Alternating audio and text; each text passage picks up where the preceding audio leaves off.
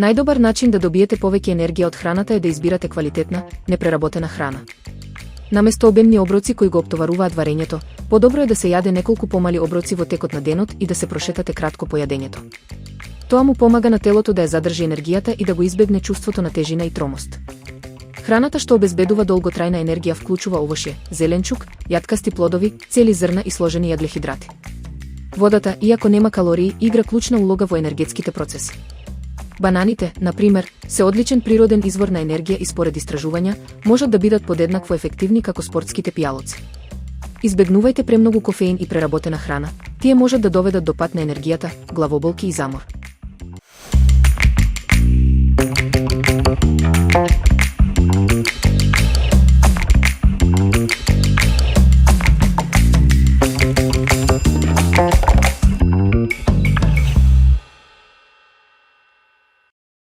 Едноставен рецепт за мафини од бајат леп стана вистински хит на интернет, откако корисници споделија дека се повкусни и од традиционална гибаница. Покрај тоа што се подготвуваат за само неколку минути, тие се одличен начин да не се фрла храна, туку да се искористи на креативен и вкусен начин. Се користат состојки кои секој ги има дома: стар леб, јајца, млеко, масло, сирење, ајвар и прашок за пециво. Се меша, се става во калапи и се пече околу 20 минути. Со тоа, мафините стануваат идеални за појадок, ужина или дури и гости.